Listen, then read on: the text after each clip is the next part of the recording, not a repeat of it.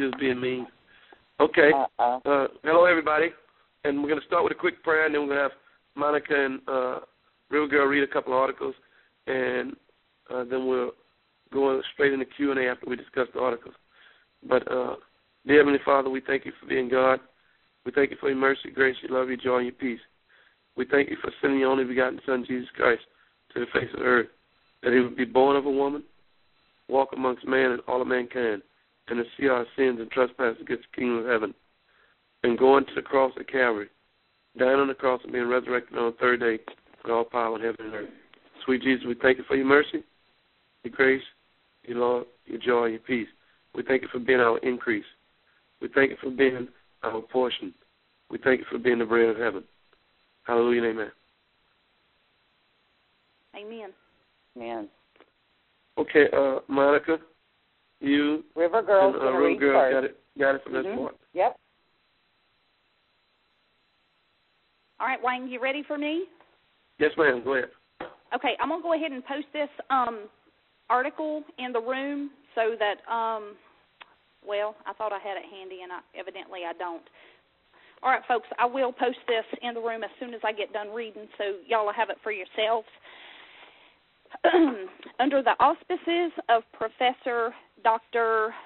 Rahim Saidi, University President, in the presence of Dr. Al-Musawi and MP Abdul Abbas, members of the Economic Committee in the House of Representatives, the appearance of Mohammed Quazim, Vice Governor of Central Bank of Iraq, gentlemen representatives of professional organizations and civil society organizations, and a number of deans, teachers, writers, in addition to a crowd of intellectuals and those interested in economic affairs, the two economic studies at the Center for Arabic Studies at Mustan Zaria and International on Monday, February 27th, annual colloquium on the economic dimensions to raise the zeros from the Iraqi currency.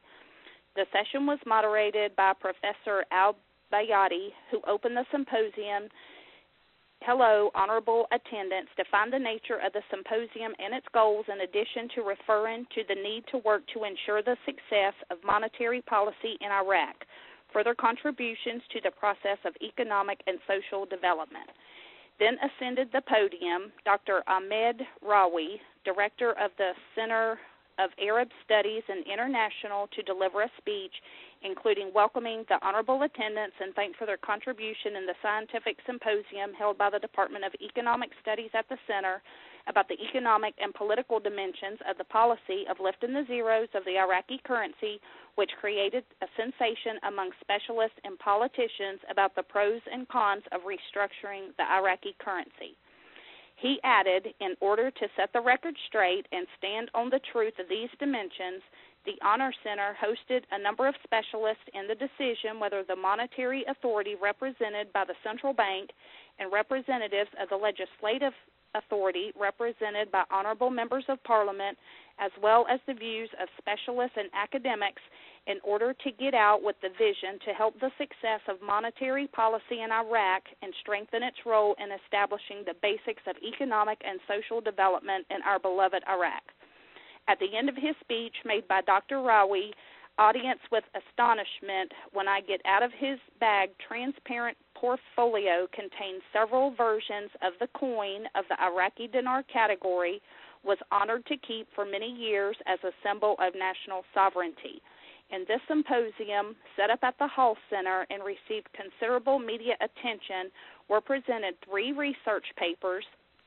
The first study, Assistant Professor Dr. Thuwani from the Faculty of Management and Economics, University of Mustan Zaria, tagged Raise Zeros from the Currency, the Benefits and Costs, which included the expected benefits of the process of lifting of the zeros, the cost of the process of lifting of the zeros, and the requirements of the success of the process of lifting of the zeros.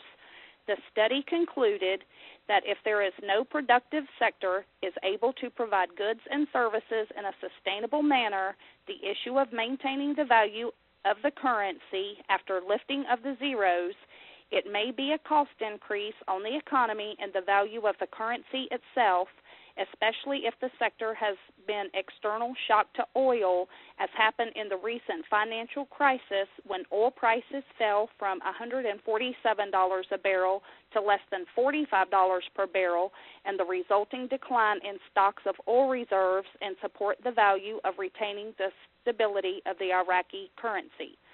Paper 2, prepared by Dr. Al-Mashadani, head of economic studies at the center, the project to change the currency in Iraq and its economic impact included the following themes: the objective of the process of changing the currency, the justification process of deleting the zeros of the dinar, the technical and administrative, the expected positive economic process of change and delete the zeros, the expected negative effects of change process, in addition to the recommendations. The researcher concluded that the process of change and delete the zeros of the Iraqi currency is an important step for monetary reform and reform of management system currency through the structure to control the flow of money supply and management costs in a way represent, as well as its role in enhancing the confidence of the citizen and investor in the national economy, especially with the continued effectiveness monetary policy to control inflation within acceptable levels, as well as the stability of the exchange rate of the Iraqi dinar. He noted Dr. Mashadini to contribute to the process of change by encouraging foreign investors to invest in Iraq. View of the possibility of improving the investment climate in the future. The researcher added that the process of deletion of the zeros from the currency leads to greater efficiency by simplifying accounting processes and lead to reduced cost, high volume of transactions generated from operations of counting, sorting, and blogging in the accounting records before the change of currency, as well as the cost of pregnancy and transport, and reduce the risk of theft. The positive effects of other process of change and delete the zeros referred to by the researcher is to end the phenomenon of dollarization into the daily dealings, especially with the initiation. Central Bank of Iraq issued a new currency of large groups in addition to the possible introduction of modern technologies in the daily transactions such as machines exchange mechanism. After he finished, Dr. Mashadani presented a research paper, was assigned the task of managing the meeting with Mr. Mohammed Saleh, Vice Governor of the Central Bank of Iraq, to increase the area of his speech on the subject, which he began his presentation tagged Restructuring of the Iraqi Currency.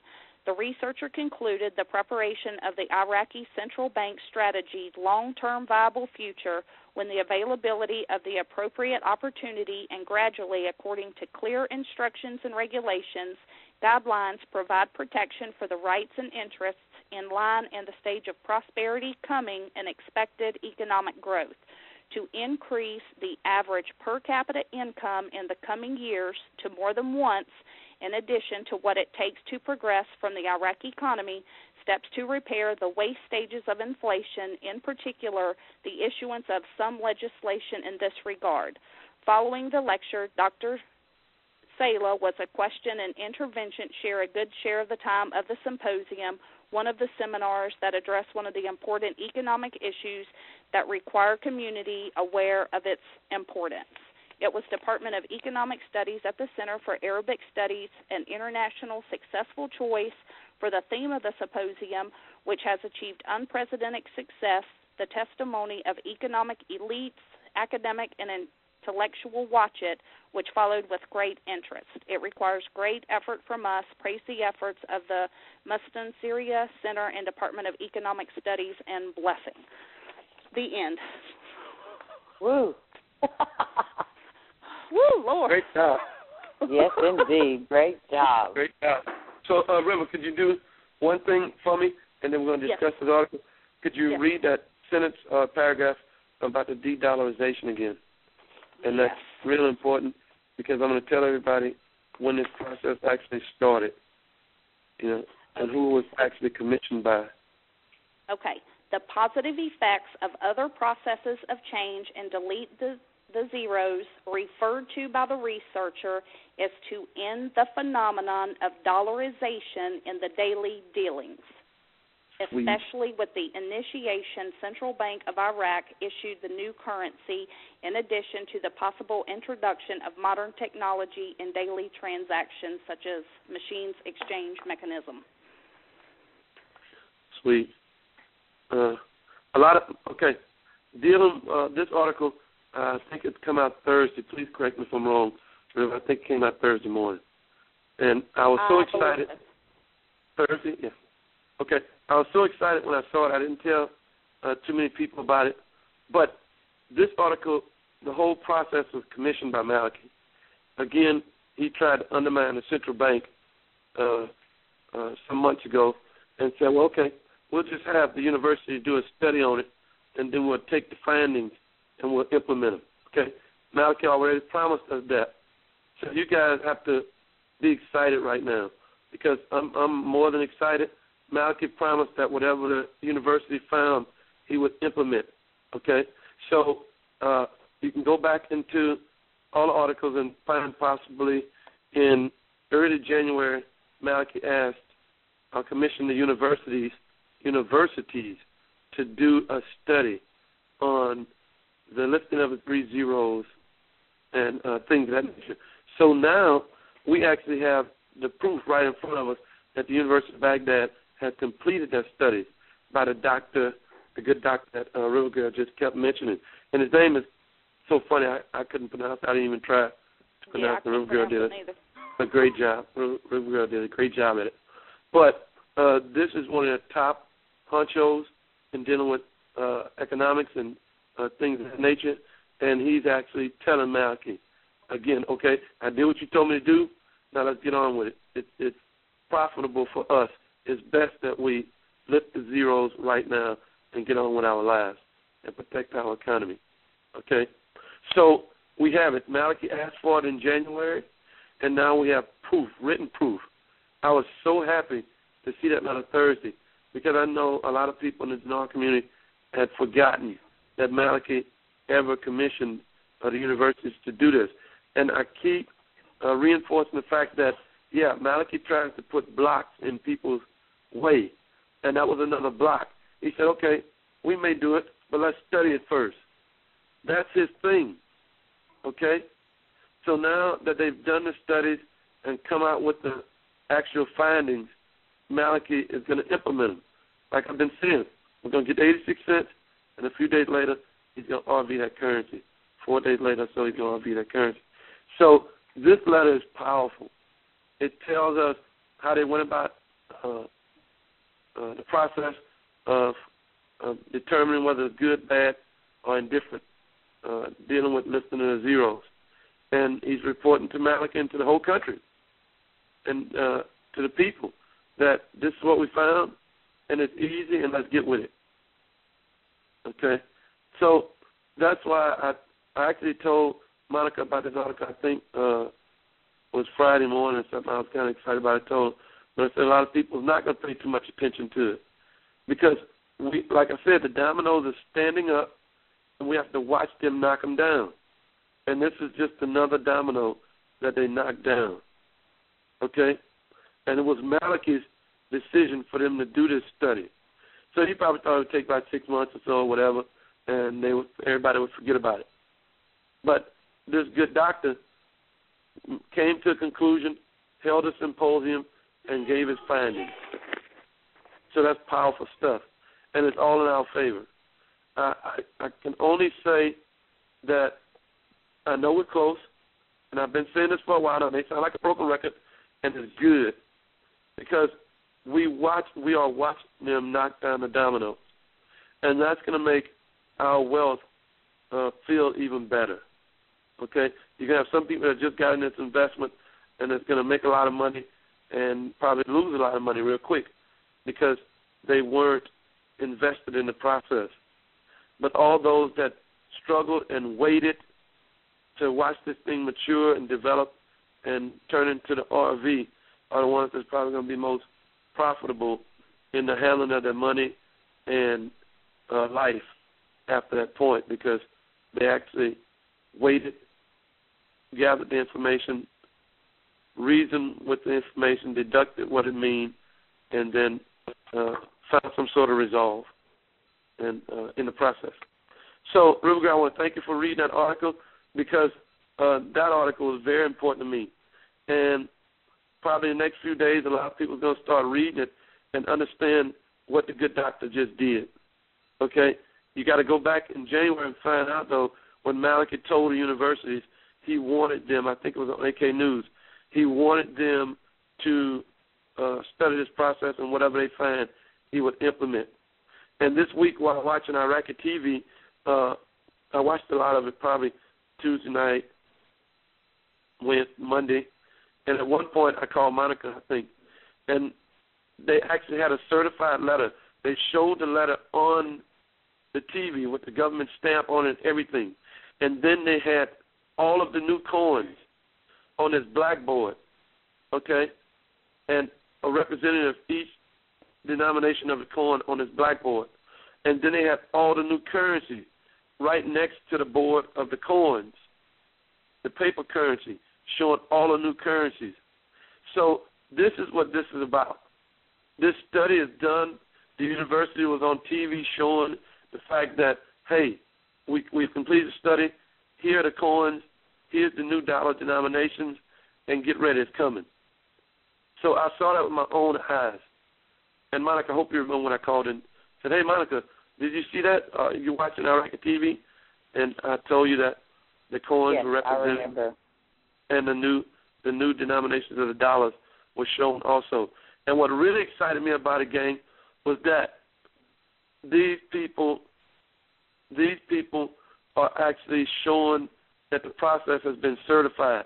They had an actual letter signed, stamped, dated, and showed it to the news reporter as if to say, here, blow this up, get a good shot of it.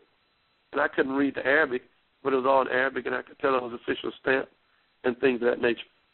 So our process is done. We're just waiting. I've been saying that for more than a month now, and all the sources and the intel, they don't have anything else to say. We're waiting for the release of the information that has been completed. So I'm going to leave that letter alone now, and after we read and discuss her letter, we're going to talk about Alawi a lot before we start the call, because I want to clear up some myths.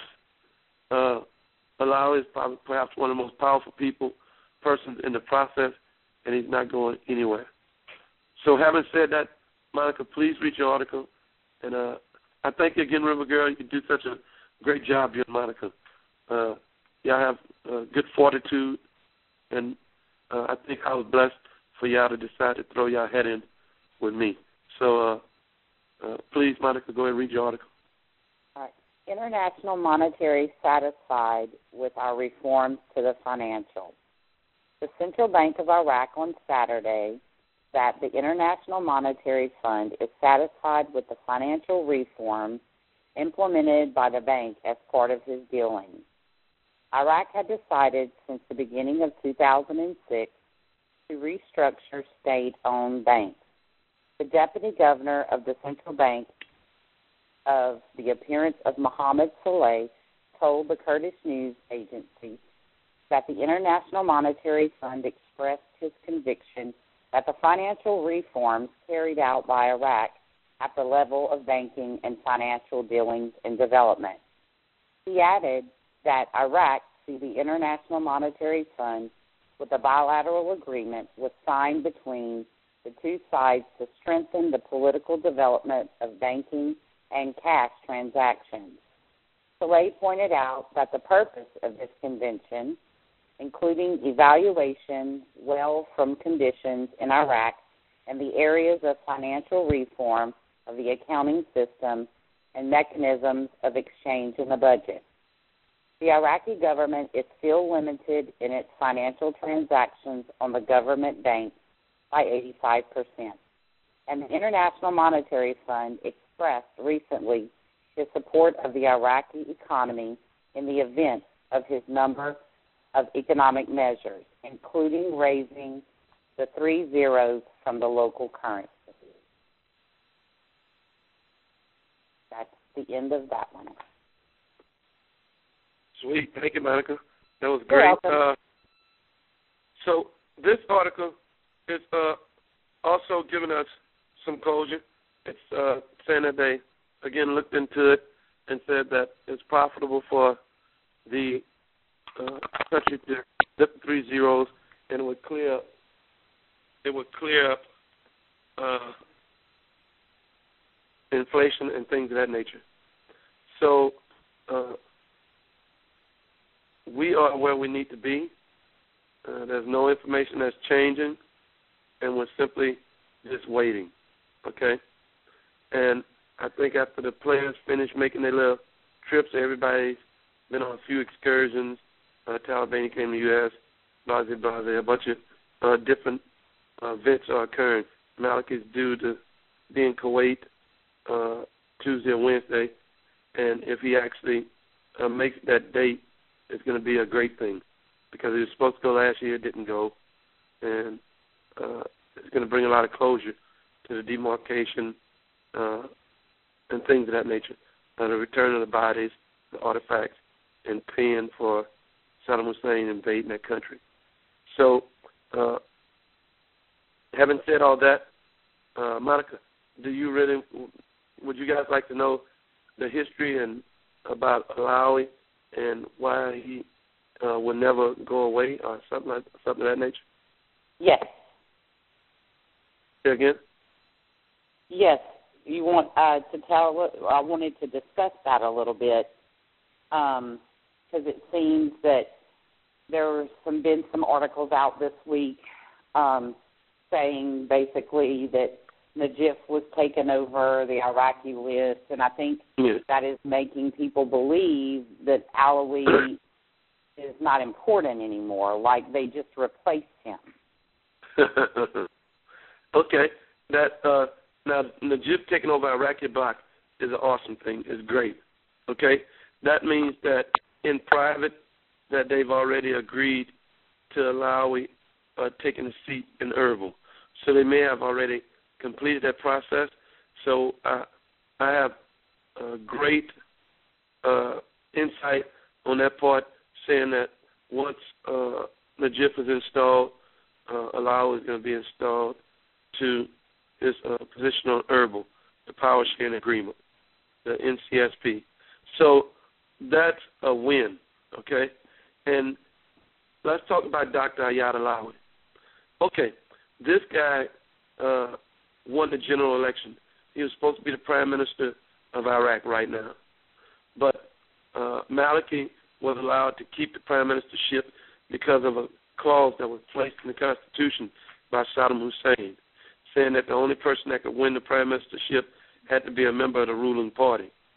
So, okay, so Ayad Alawi was an outsider. He wasn't a member of the ruling party, and he won the general election. So the United States figured the best way to solve this, is to allow Maliki to hold the office of prime ministership and to make sure the Constitution wasn't damaged. And so they went in with the parliament, and Talabani, Barzani, Alawi, and a bunch of other guys got together and rewrote that out of the Constitution now. So next go around, anybody that wins the general election can and will be the prime minister of the country.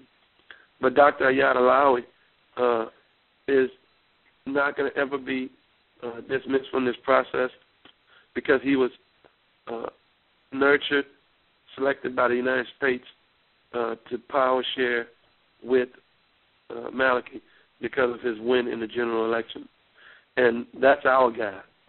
Ayad Alawi is backed heavily by the United States and heavily by Talabani. So he will never leave this process.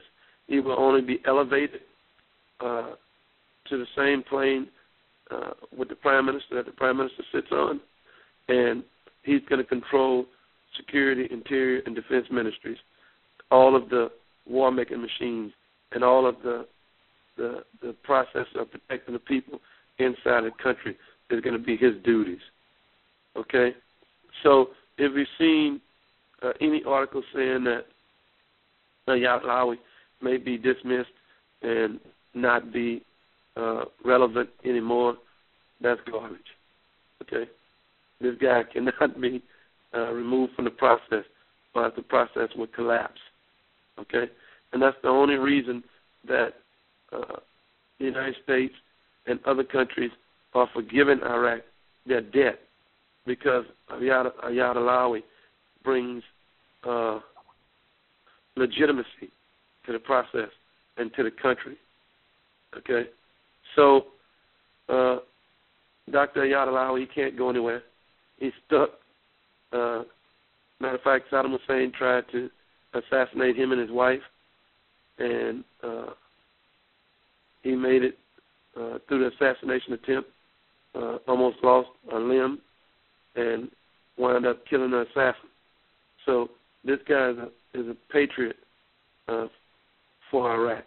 He loves his country, he loves the people, and he knows that they're wealthy, and he wants them to share in that wealth. So again, I say that if there's any documentation or somebody saying that he may be dismissed from the process in some way, shape, form, fashion, is garbage. Okay?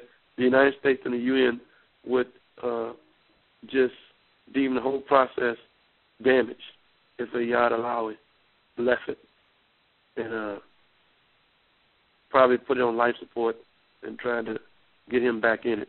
He stepped out a couple of times because he got frustrated with dealing with Maliki, okay? And each time that he stepped out, the United States made a trip there. Vice President Biden made a trip there, and they sort of glazed things over and got him re-involved in the process, okay? Because this guy is brilliant. He's a brain surgeon by trade, and I've always heard that brain surgeons are some of the smartest people in our society. So, Ayad Alawi, Dr. Ayad Alawi is not going anywhere. And matter of fact, I really liked when Monica was telling me what was going around and what was being said, because that intrigues me. When I see one of the major players get discussed in that fashion, and to know that people are actually trying to figure out how that player fits into the scheme of things. So he's one of the top players. He's not going anywhere, not ever. And if he does, the whole process is going to fall apart. And you're going to see the United States run back over there, and the UN is going to run over there and try to patch up as quick as they can. Okay? So he actually won the general election. All right. Having said that, Monica, River, is there anything that y'all would like to discuss more? Hey, Wayne, there's one thing I want to say before we go into the actual Q&A with the callers. Yes, ma'am. We've had a lot of people PM me and openly in the chat say, hey, I didn't get my turn. So tonight what we're going to do is ask everyone, if you have a question or two, that's fine. We'll answer 2 questions, but we're not going to do 3 or 4 or 5. So choose the question that you want answered the most, and would like for Wayne Dane to give you a reply on it. And we're going to try to keep that about 6 minutes a caller to allow others to get in. Good deal. And just relax. Everybody relax. Get your questions ready and just pose the question. You're not going to be, I don't think, 6 minutes is a long time. And if you try to discuss that for 6 minutes, one particular question for 6 minutes, you're going to find out that it's a long time. And it's a lot of air to be used to convey the thoughts for 6 minutes. So, okay, so I'm comfortable with that. And that was Monica's idea, and I thought it was a great idea. So more people can discuss the pros and cons of what's going on and things of that nature in our situation. There's something that I would like to reflect on real quick.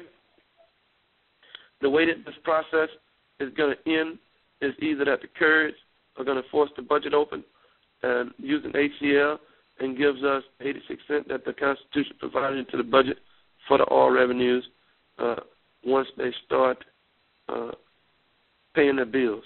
Okay, so that's 86 cents. There's another way that this process can come to an end.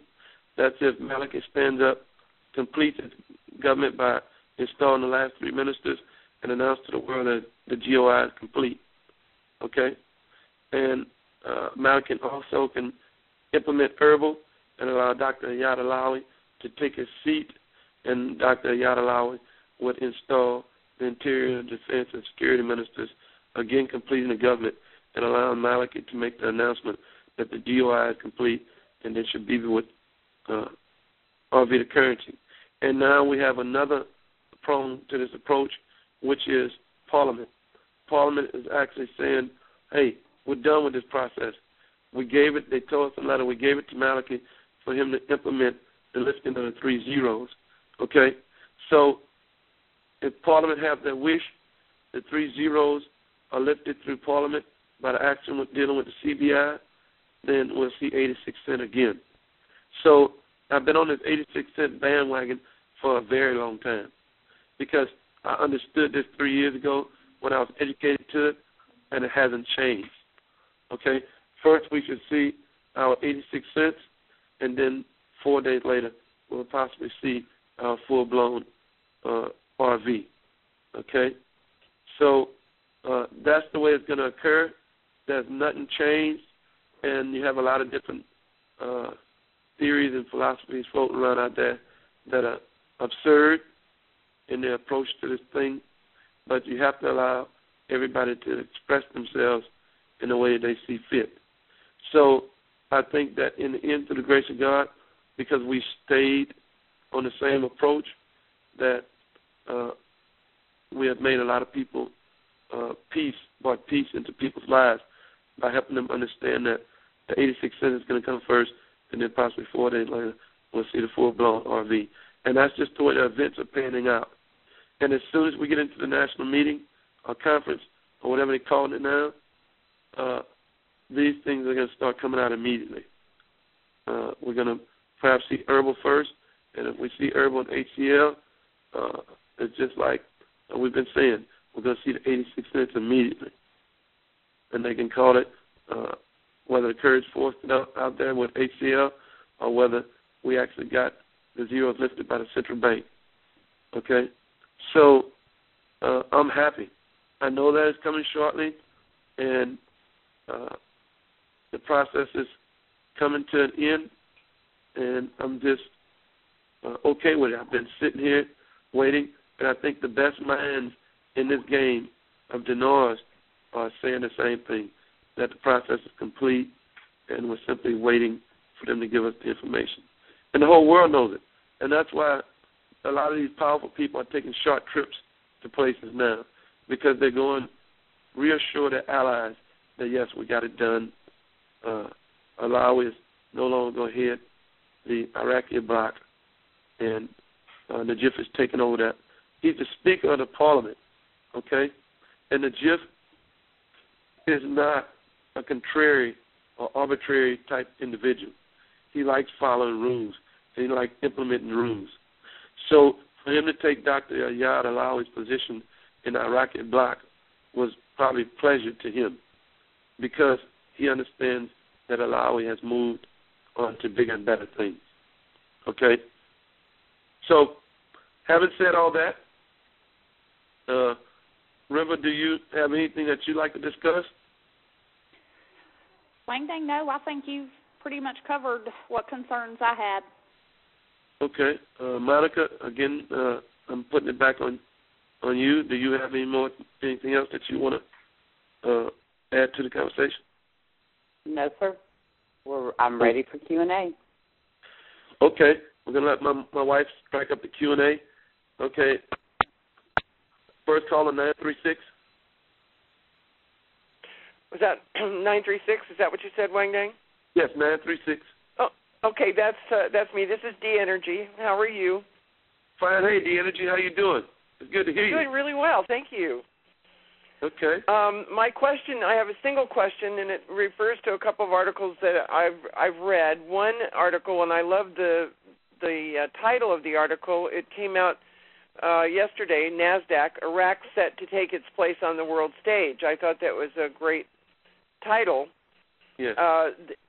What they talk about in all these articles that I'm going to refer to quickly is about things that they're accomplishing, and this one is about something they call a single-point mooring platform that will allow them to load 22,000 barrels an hour. And this was built by a company out of Australia, and this is the first one of 4. And it's going to allow them to, be a force to be reckoned with as far as their oil production in the upcoming years. That being said, there was another article that referred to the fact that they had invested 5 billion dinar in the film industry, which sounds like they're, really doing some things to bring their country up to date in cinema and theater and so on. And then the finance minister talked about the budget deficit of 14 trillion Iraqi dinars, and also that the Iraqi government and the Development Fund for Iraq, because Iraq has the right to withdraw money from the IMF and the World Bank. So my question is this where they're getting their money and they can keep moving along and move forward because they have access to that? Okay, that's your question? That's my question. Where are they getting their money to keep up? Sweet. Right now they're not getting anything from the IMF because the IMF said they're not going to give them another penny, and they made that clear last year. So Malik is doing whatever he can to keep his government running, and it was said last month that he swiped $7 billion from the 2011 budget, so January. So he's doing whatever it takes for him to keep his crooked little government running until he's forced to RV his currency. Okay? But the IMF and the World Bank made it clear that they're not giving him a crumb. They wouldn't give him another loan. They want them to RV that currency. They have the right because they're a member of the community. Once they get out of Chapter 7 again and start paying into the system, they will have the right to ask for more loans and things of that nature. But right now, the IMF said they're not giving them a crumb. And they haven't changed that officially. Haven't released the letter saying that, yes, they would make Iraq a loan at this point. So basically, they're robbing Peter to pay Paul to keep up what they're doing? Yes, ma'am. And I don't know how he's doing it, but it's going to come out again. It's going to come to the light whatever Malik is doing.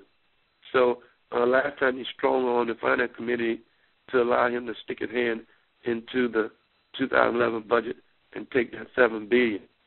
So sooner or later, it's going to come out how he financed Iraq for February and possibly how he can do it for March. We know how he took us into January with $7 billion plus and more that he was taking from other places. So we know that the IMF is not going to give them a crumb. They said it. Maliki asked them for a loan at the end of last year, around September, October, and the IMF said no. They're not doing it, Okay. Thanks. Yes, ma'am. It's good to hear you, D-Energy. Yes. Nice to talk to you. It's a pleasure. Is that it? Do you have any other? Nope, that's it. Okay, thank you for the call. Next caller, 248. Hi, Wayne Ben. Can you hear me? Yes, I can hear you. Okay. Hey, buddy, I just want to preface this with just letting you know how much respect I have for you. I really do. A man of God and obviously somebody who is very educated on the investment, well-studied, and I appreciate that. And I'd also like to just kind of lead into my question. I'll try to be faster. I only have one question, so I won't double blind you. This is Fort Sumter's brother. So, you're the brother. Yes, that's right. Yeah, you the guy that got me jumped on when I thought I was talking to something to Fort, and I was talking to his brother. We pulled a fast one. Anyway, here's the thing. I know you know of Randy from Currency Chatter, yes? Yeah, Randy's awesome. Okay, yeah, and I have mutual respect for him as well. And I was on his conference call just prior to yours today, and I brought up the subject of the Kurds forcing open the budget. And, again, this is all opinion, and I'm not trying to pit one against the other. Please, I'm not. It's just more for the sense of discussion. But I brought that up, and Randy said, if the Kurds could open the budget, Maliki would have done that a long time ago because he's a money-hungry dictator. He said there's no way in the world they can force open the budget. And, which was kind of interesting because I know you've always talked about 86 cents if the Kurds force it open, and if Maliki RVs, we're going to get our full RV or RI, somewhere along those lines. So he didn't go into great detail, but just a difference of opinion there. And I believe you said it was in the Constitution that they had the ability to do that. Is that correct? Yeah. Yes, the Constitution gave them the ability to place in the budget the 86 cents to $1.13 for HCL. That was the all, okay, that they could start paying the bills at under duress, all right? And that's the clause that the Kurds keep threatening to use. And they're going to do it. So if they come to this meeting and they see that it's not going the way that they want and Malik has not let the information be released, they've already told him that they're going to form a majority government. And when they mean that, they're going to actually make him non-existent, set up a proxy prime minister because the Constitution allows them to do it, and they're going to force the budget open by paying bills. Okay?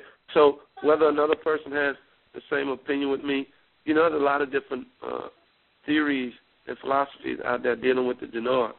But the things that I say, I try to make sure they're in line with the Constitution, and those guys have actually said it themselves. Okay? So when they start talking about 140 and articles like that, that's where they're getting ready to ramrod this thing and start paying the bills. And when they start paying the bills, the central government has to give them that 86 cents. Okay? So that's just fact. And whether somebody's educated to that fact or not, I can't help that. And I highly respect Randy Coons, so I don't...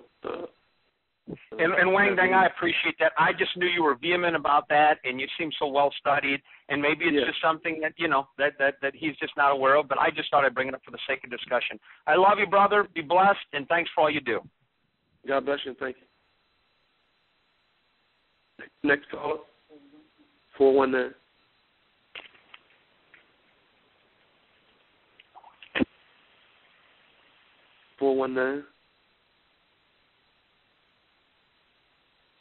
Hello, 419.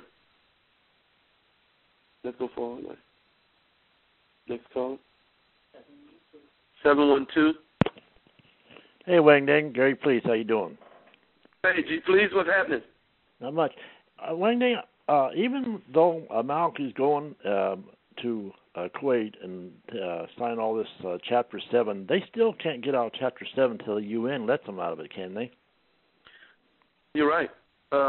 But that's one of the steps that the UN wanted them to do, was to go over there and shake hands and have Malik kiss babies and apologize in person for Saddam Hussein invading them, stealing a bunch of their artifacts, and killing thousands of their people.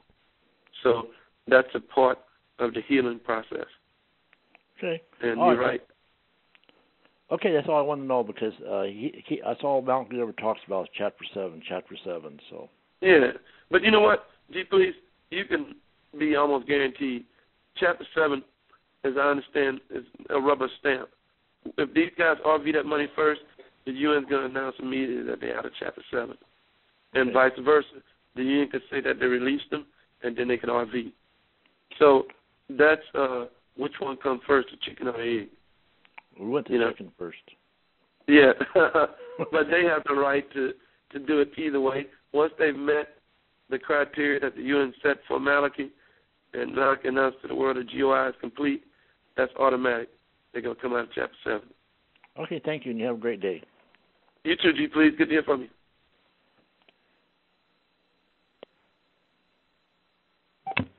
Next caller, 708.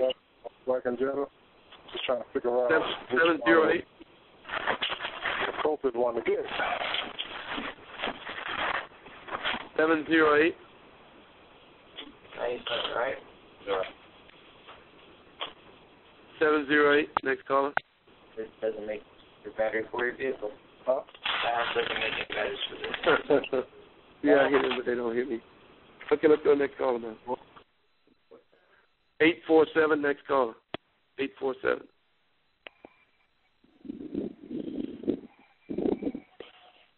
847. 847. Next caller. Hello? Hello?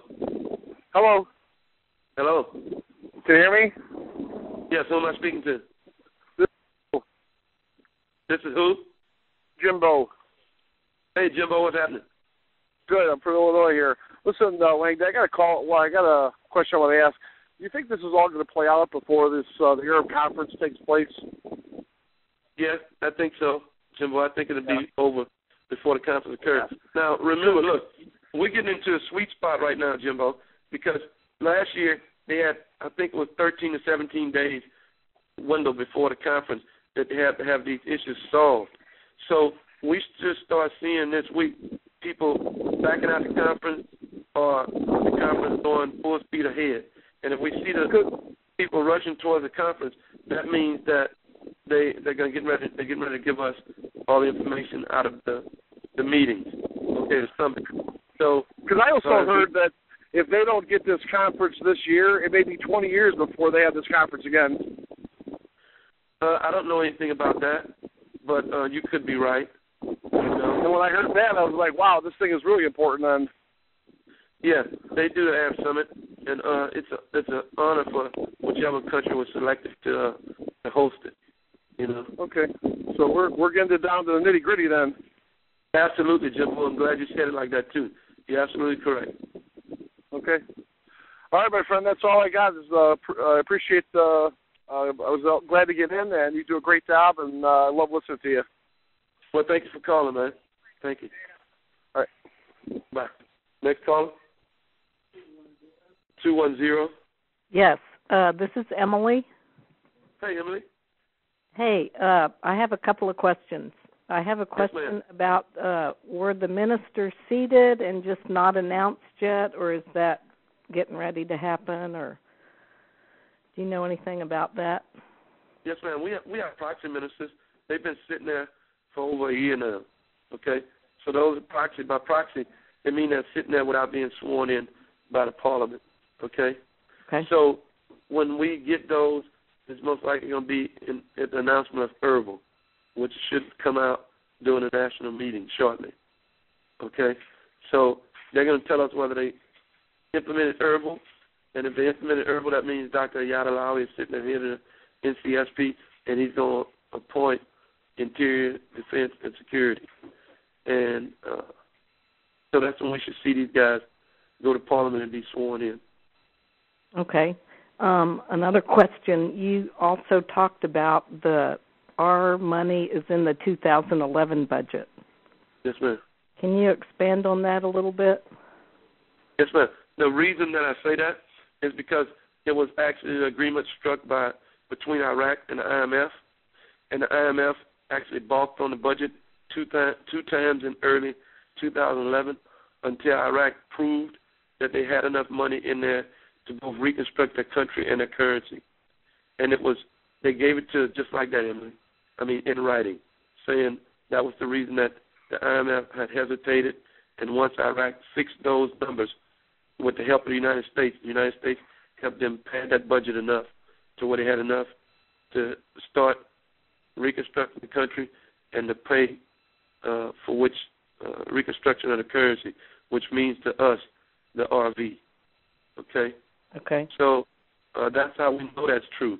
That's not somebody's opinion or figment of my imagination.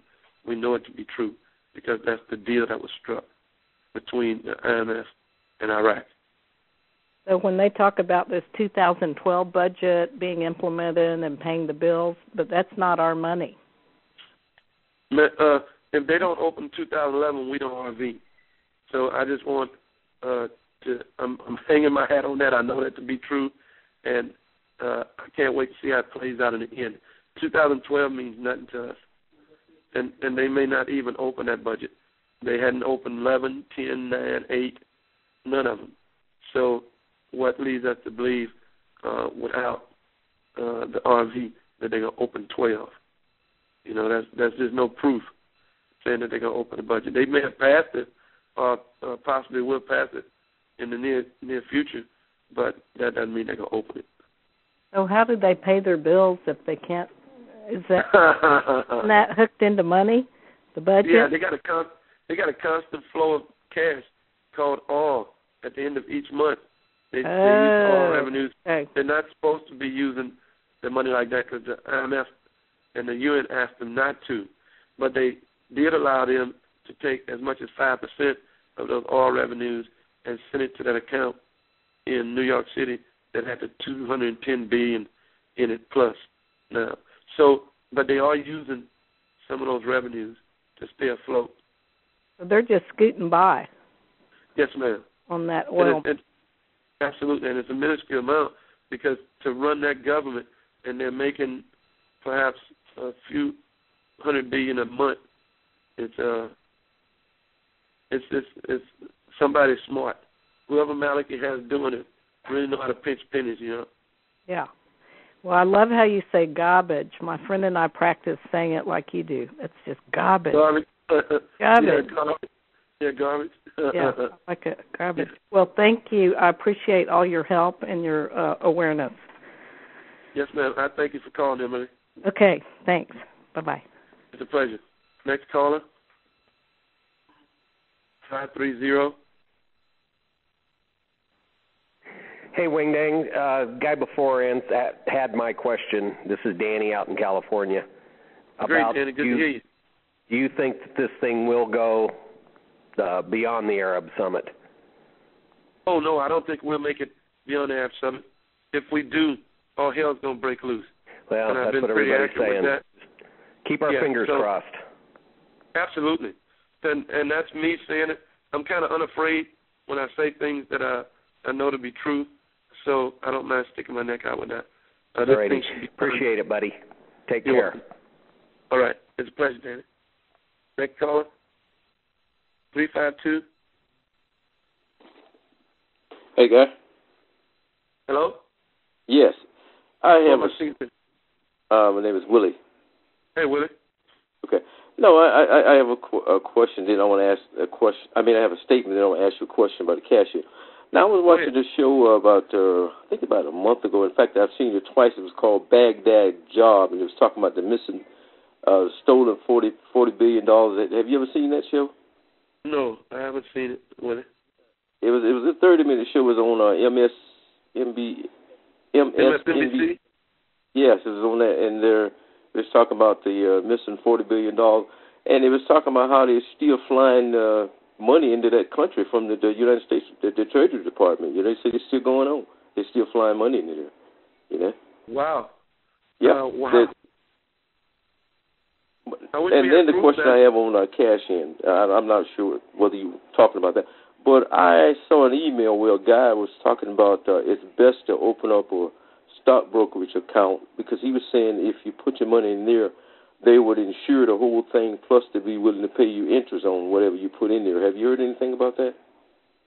No, that's just another tool, but there's a lot of things out there with it, and you got to get with a financial investment type person to let them steer you straight. So that's just another one of the tools.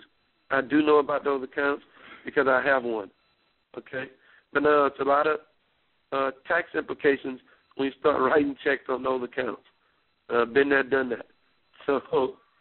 So just be careful when you start. So that would be your best route to go, you're saying, basically? Oh, no, I'm not going to say yes or no. Get you a personal tax financial advisor and let them help steer you. I'm not going to steer you down that path. I just have I have one personally. Okay. Thank you, bud. You're welcome. Good to hear you. All right. Next caller, 480. Yes, Wang Day. Hey. How are you? Who am I speaking to? I'm good. And yourself? This is Charlie in Arizona. Hey, Charlie. Good to hear you. All right. Can you hear me okay? Yeah, I can hear you well. Okay, great. Hey, I've been in this since about 2008, and I've been looking at a lot of stuff here. And I know when you said we're in that sweet spot, I'll tell you, my friend, my hair stood up all over my body. If I had hair on the bottom of my feet, I would have been a quarter inch taller. Yeah. But this what I'm seeing is they're finished with pretty much all the laws they can pass, and which would make the RV actually the trigger for them to get into the other parts of their laws. Right now, all I see they can do is pretty much juggle what's been done. Yeah. And something. Yeah, and I mean, we're one of the people that just called in said, where are they going to get their money? I mean, the common Iraqi person can go out in the back of their alley with a broom and a dustpan and sweep up the dirt and pan it. You know, these people are sitting on streets of gold. And something I know everyone's talking about how close we are and this and that, and my computer fried here a few months ago, and I just been listening to your call and a couple others. Do we know if they have called in the USD out of the streets of Iraq for sure? Look, we know that the Treasury came home. They made an announcement that it came home last July, 2011, July or August, okay? Now, that was lock, stock, but not the barrel. So I'm sure those guys are still going back and forth into the barrel and giving these people advice. You know, it's a fledgling democracy, and some of the best money minds in the world come from the United States. Yes. So I'm quite sure we're letting them use us as a whipping post to run all their ideas across and to make sure they don't make mistakes that other countries have made coming out of war, you know, because it's a lot of money that can be lost, Charlie, if they don't dot the I's and cross the T's before they reinstate this money or RT this money. So I'm quite sure that the U.S. Treasury is still holding their hand, you know. And for me, but this is a good thing, though, Charlie. I'm glad you brought it up because a caller before you actually said that they were still flying money in and out of that country. And I can believe that. I thought about it, and I could believe it because the dollarization of that economy is getting ready to come to an end, okay? The IMF warned them 2 weeks ago and said, hey, we want you guys to start the process of the de-dollarization of your economy, all right? And what that means is get the dollars out of there. And the only thing that they have after the dollar's gone is their dinar, and it's pretty strong. Yes. So I know with all the information that we're reading and a person in the loop that this thing is that we're just waiting for them to tell us is done. The players have agreed to it, and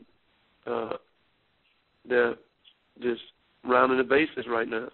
Amen. Amen. Yeah, my friend, I read between the lines, and you know, even without my computer, I catch just a little intel here, intel there, with what I have in my, in my heart here that's been put together. But with this calling of the USD, they're trickling it out right now. And now we know they did a national census. In fact, even Iraqis in all other countries were called to come to the census in certain areas. And I know that this was where they were told that they will be getting the smart cards. And this process will take place right now as they bring in fact, I believe they're going to bring in all of the dinar they have as well, because this is old stuff. There could be some counterfeit out there. And I believe that what they're about to do is for maybe they're going to call everything in. When you bring in your money, it goes into your account, into the CBI, and they're going to issue your smart card right there. And I don't believe there's going to be any currency in the streets of Iraq for, 7 to 10 days, a couple of weeks. And this would open up the window to expose people who have counterfeit any money passing borders or anywhere. If all currency dried up and they just issued them those smart cards, this is what I've been looking at since 2008, listening to all the intel. Pretty cool, huh? I think, yeah, it really is. I think you did good, Charlie. Thank you. This is Charlie, right? Yes. Okay, so I think that the theory that you just put forward makes a lot of sense, and that's why I was listening closely, because it's going to be a gray area when it actually occurs, and they may not have much currency moving around on the streets, and that's the window between going electronic money and paper money, okay? And then the paper money is going to resurface and start doing its thing again. But it's going to be like a shock. You know, when you're treating water, sometimes you have to shock it to get the turbidity and all this other stuff right. And so it's going to be like a shock. And the absence of the money is going to actually create a better economic environment. And then when the dollar comes back into the system, it's going to be welcomed. You know what I'm saying? They're going to be ready to use it. You know, they're going to know this is our arrow. This is what we should be watching for. I'm sorry, Wayne. This is what we should be watching for is this de-dollarization and them going to the banks, because I know when they come out, they're going to have the smart cards. And see, for them to be sovereign, one of the stipulations is you cannot be using any other country's currency at all. Absolutely. Absolutely. Right. And then one other indicator on my little window here, I see warplanes. Do we know, because, you know, you can't sell a country that is not sovereign a bullet. No, you're breaking international law. So what warplanes are they flying? This is another a little arrow thing that I look at to see what you know. We're hearing it's done. We're just waiting this and that. But are we seeing for sure them bringing in their all currencies or just the USD? And what kind of you know, since the United States left, they've got to protect their backs because they're still in there leaving. They've got the embassy there and everything, so they've got to protect. What are they protecting with? This is my question. Do you know? Yeah. What is the U.S. protecting their property with? No. What is Iraq now protecting now that the U.S. has pulled out? What planes are they flying over their borders? Is this all Saddam warplanes, or is this are they the F-16s that were left there? Because without sovereignty, you cannot touch those planes. Yeah. Okay. So that's a good question, and I love answering that for you. I know that for a fact.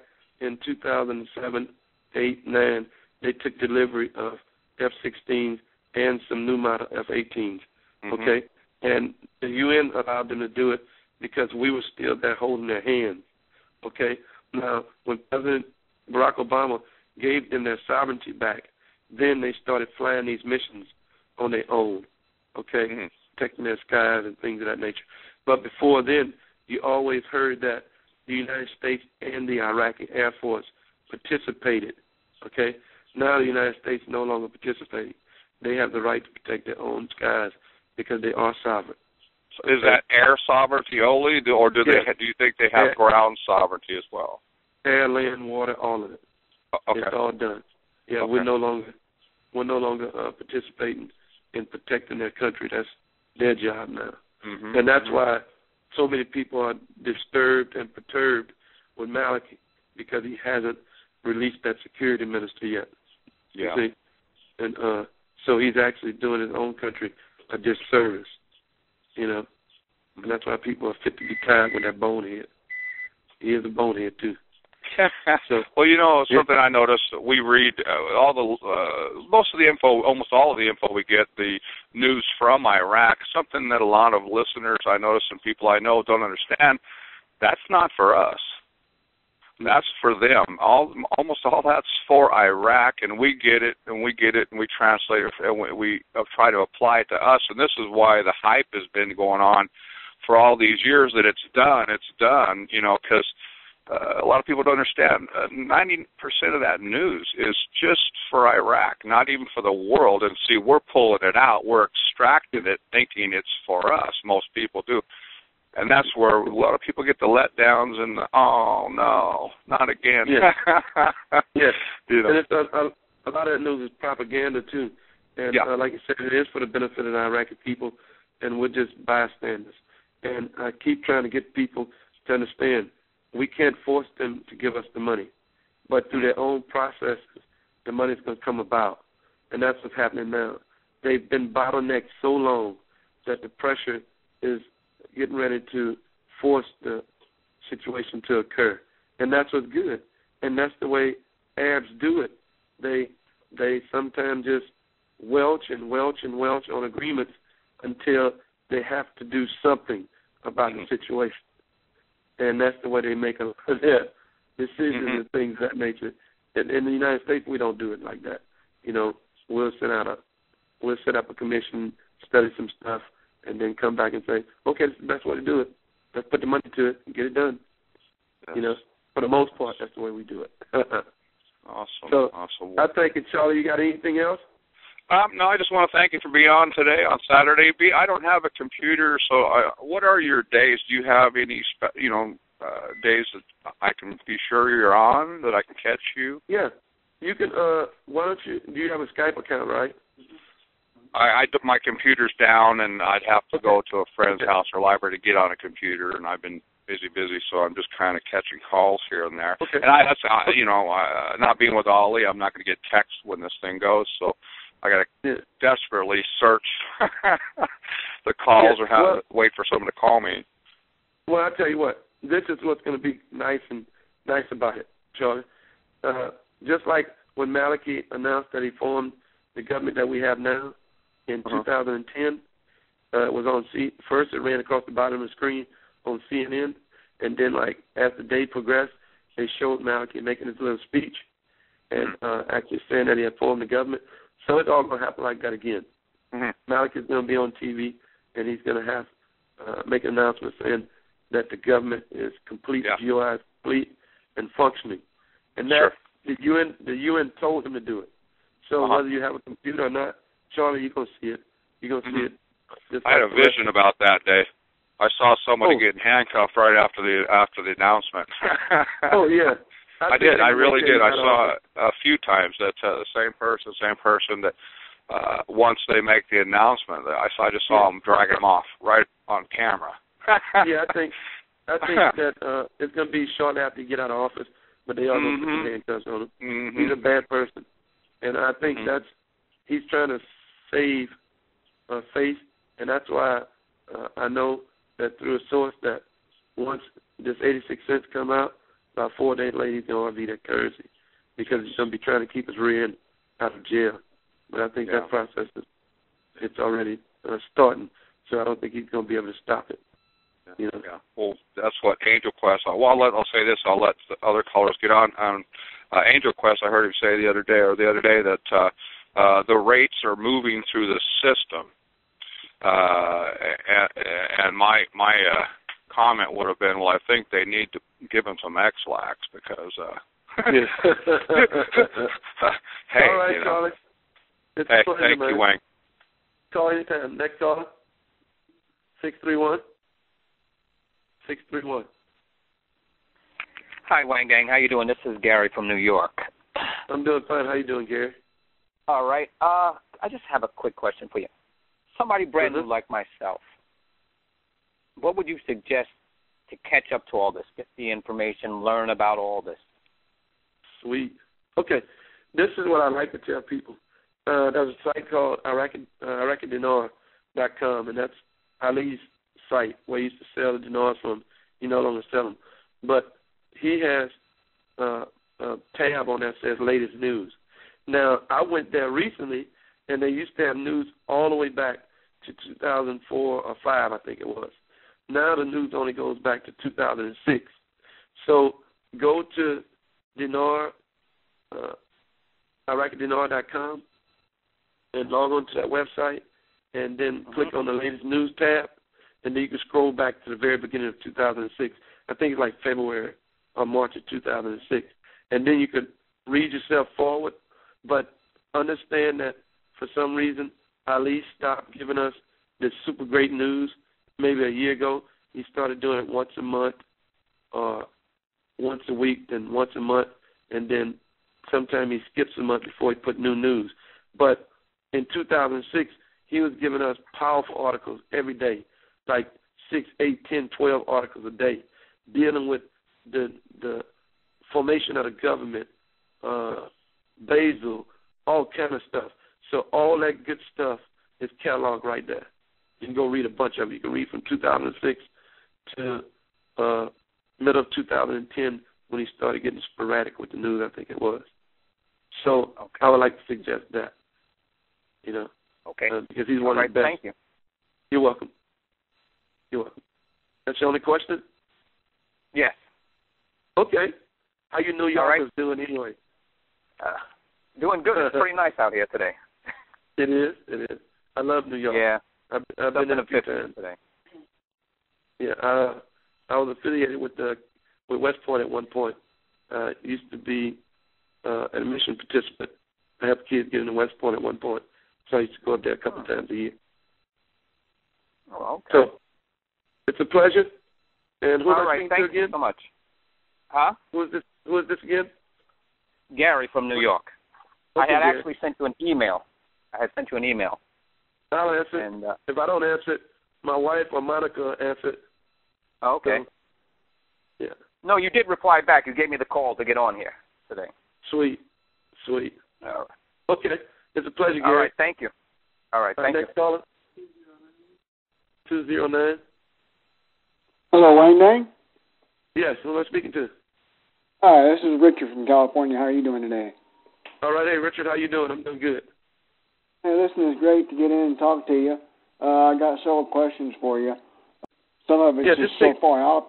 You really got to question your position and your investment here and think about what you're really doing, because it's, I don't know, Wayne Dang, I appreciate your call so much because you sound so much more base-backed. And I think you feel better about being in this.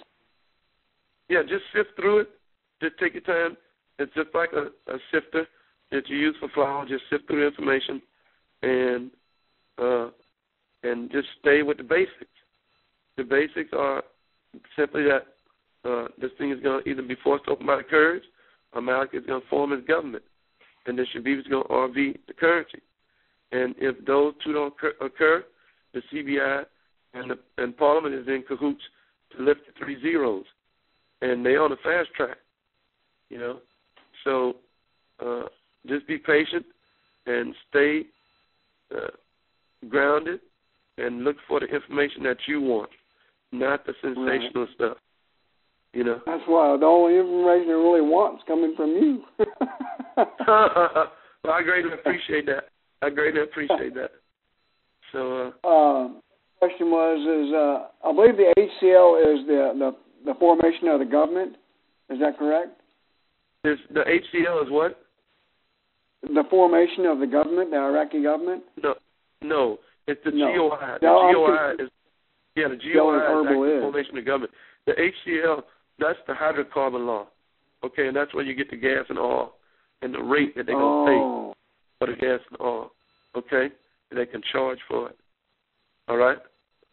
So HCL, remember HCL, gas and oil law, hydrocarbon, and then GOI is the actual formation of the government. The GOI, yeah. And what's herbal? Herbal is the power sharing agreement that the United States got them involved in after Dr. Iyad al-Hawi won the general election but could not become the prime minister. So the United States got in cahoots with Talibani, Barzani, and a bunch of more powerful people in Iraq and set up this agreement that they would share power, allowing Maliki would share the power and run the country together. Right. Okay. That makes a little bit more sense to me now. Because I hear them talking about it all the time, and I'm wondering, what is that? And I wish I could understand more. But, my main point was calling you today is to have you maybe call out to the other mods over in the other places and ask them to slow down on their dates and time calling. Because I believe it is, hurting other people when they're building their hopes up, thinking that, it is today, it is today, it is tomorrow, it's tomorrow. Yeah. And if there's no more response I can't control that. You can't. I I wish I could because they've hurt a lot of people. So they do. My advice to everybody is just to slow down and let them give it to us because we can't force them to give it to us. So we just have to wait. Be patient and wait. Patience is a virtue. Okay, also, what do you know about the smart cards over in Iraq going on? I mean, we should see them shortly. As a matter of fact, nobody has been discussing short cards for a month or so, a couple months. And then I got a source that told me that the short cards will be out shortly, and I gave that information to the community 2 weeks ago. And this process was rolling along pretty quickly, and then somehow, without telling the public, they sort of haven't put out any information about it in the last few days. But we should see it soon, and that's going to let us know that we absolutely getting ready to get to 86 cents. Because then they're going to start. That would be a good indication if we could see someone getting a smart card. We'll get them no soon. One's got one yet. Yeah, we'll get them soon, and then we're going to see the 86 cents, and they're going to load the oil sharing revenues on that. They had a powerful article come out about that maybe a week before last, and I discussed one article last week. Monica read it, and I don't think Monica read it, but it was River that read it last week, I think, and then we discussed it. So there's actually 3 ways for them to advance their electronic payment system, and all of the smart people over there have decided that the smart card is the best way to do it. So we should see them soon. Anything else? No, I believe that was about it, Wang Dang. I sure appreciate your call. Look forward to hearing from you. You're on every Saturday? Yes, every Saturday, and I don't think we have too many of them left. So. All right, well, thank you, Wang Dang. All right, God it's bless. a pleasure. All right, God bless you. Next caller. 410. Hi, Wang Dang. This is Adrian. Hey, Adrian. How you doing? I'm fine. How are you? Good. It's good to hear you. It's nice to hear you. I so appreciate your call. I had a quick question about, there was an article out about the spokesman for the Ministry of the Kurdistan, like the finance of the Kurdistan region of the, the Kurdistan government people. Yes, ma'am. They were talking about paying their employees on the 21st, and I was just wondering, were they just announcing that because it was happening on the holiday, or was there more meaning to that? Because one of the things in the article it said was that they had to get a list of everybody's salaries in order to pay them. Yes. Now, this is the good thing for us, Adrian. You said Adrian, right? Yes. That's pretty nice. So, okay, this is the good thing for us. All right. If these people, they normally announce when they're going to pay the people. If these people pay the people and give them smart cards on that day, we win, okay? Because there was an article that come out even maybe a week or so ago again that stated that they would like, when they pay the people, give them the cards and load the cards with the monthly payments and plus the all sharing revenues and things of that nature. So it could have some sort of implications for us, but we have to wait and see, okay? But the that's the regional government that's going to be paying the people, not the central government, okay? Okay. So, got it. But we should start seeing those cards pretty soon. Okay. Like I said, I wasn't sure if it was significant or not, but I got happy with it. Yes, ma'am. Oh, that's a good thing to be excited about, because if they do send those cards out, we win. That's just the gist of it. We win. When the cards come out, we win. And then Talabani's supposed to come back on the 12th or the 14th to Iraq? Yes, but I think you're right. Okay. Thank you. All right. You're welcome. Next caller. 816. Hey, Wayne Dane, how are you? Okay, who am I speaking to? This is Pat. Hey, Pat. I've been I'm wonderful. Listen, can I get your email address again, please? Yes, ma'am. I'm at wangdangnews@gmail.com. Thank you so much.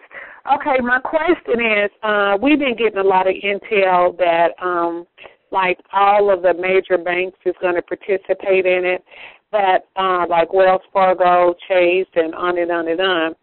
But there was a banner that went up in a Wells Fargo bank down in Nashville, Tennessee, here recently, and the banner was put up in their lobby stating that they now will be accepting foreign exchange currency. And so I called about it to ask some questions, and I was asking if they was going to be participating in the Iraq dinar because I'm an investor in that, and I hold some of those, and I want to know if that will be a location where I could cash in. And, of course, they say we're not going to participate in it. Their currency is worthless, and we recommend that don't anyone buy any of those. To your knowledge, do you feel like that that's just a smoke screen that they're putting up because they don't want to alert the public at this time that it is about to take place, the RV? Absolutely. But you have to realize the currency is worthless right now, too, Pat. Okay. So it is worthless. They're telling the truth, and that's why they can say it with a straight face. But it's not going to be worthless long, you know. Okay. So and they know that, but they just don't want us to know that they know that. Is that correct? Yes, ma'am. So yes, ma'am. That's exactly the way it's going. And if you get them in private, they sing a different song. The ones that do know, you know, but they just tell you we have to wait until it occurs before we can act on it. Okay. My last question is, another thing that they stated was that right now they're setting up a lot of remote locations so that they can start cashing in the euros and the Mexican coins. Do you know anything about that? No, ma'am. I don't have not a clue to that. Okay. But look, so let me explain this to you. Anybody that deals with international currencies will cash in any currency that you have.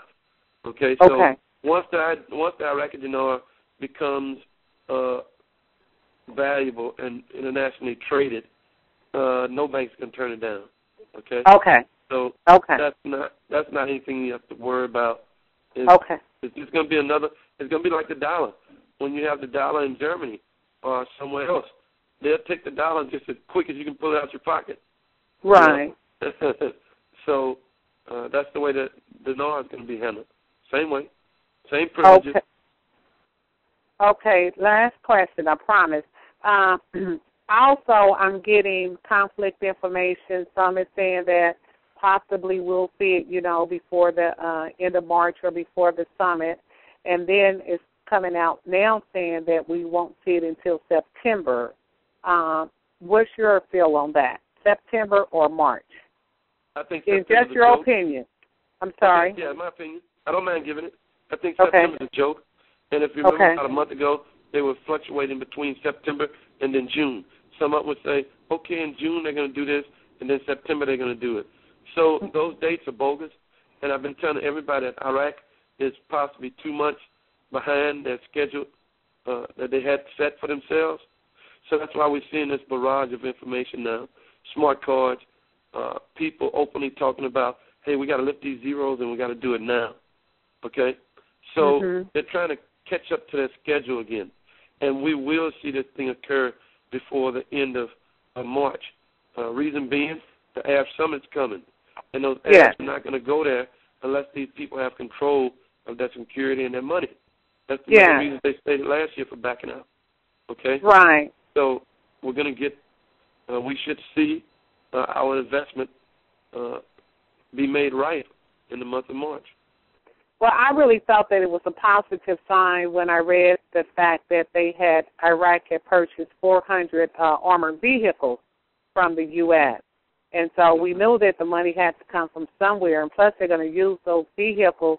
They were ordered to use them to fleet around some of the dignitaries and officials, but now they're saying that they're going to also keep them over there and, like, start just giving them to some of those top officials, I guess, to go along with their job. So that was a positive note. But I just want to thank you so much for your expertise in this.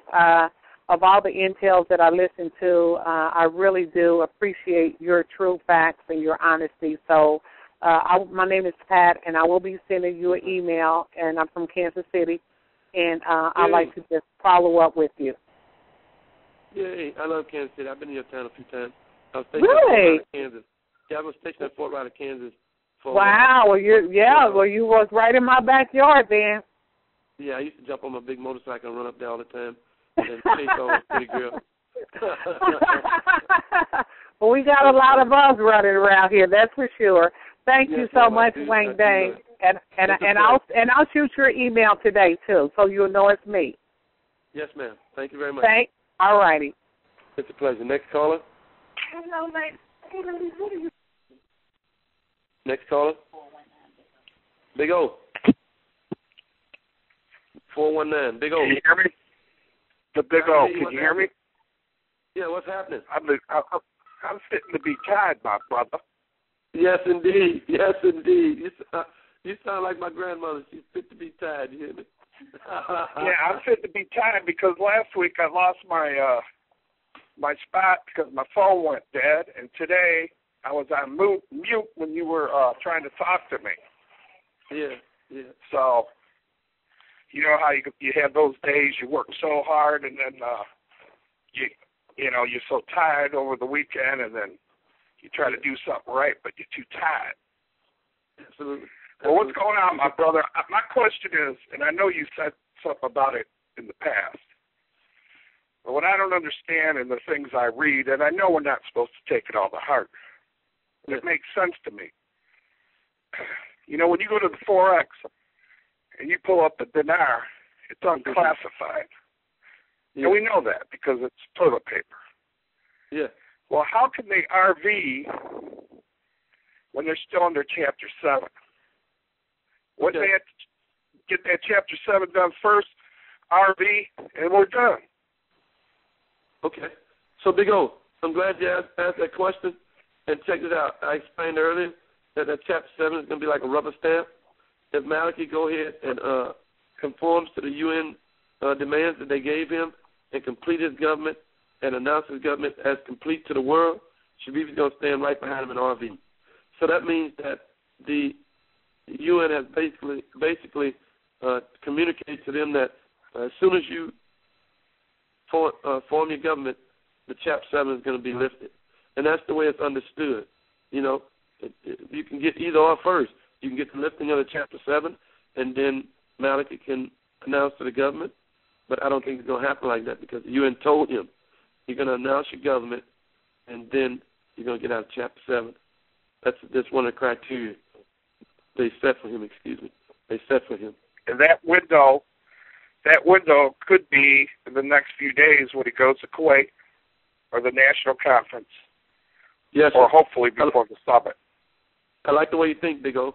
It could very well be because once he goes over there and kisses the babies and shake all other politicians' hands, because these guys, Maliki's sort of grimy, right? So these guys really don't trust him, and they don't hold him in too much more esteem than they held Saddam Hussein. So by him going over there, it's going to be a great show of faith and of righteousness on his part, that he want to fix the thing, because they did these people really wrong, so they invaded their country and took all their currency, took it. I don't mean like they took some of it, they took all the currency, you hear me? They hit every bank they could and took all the money.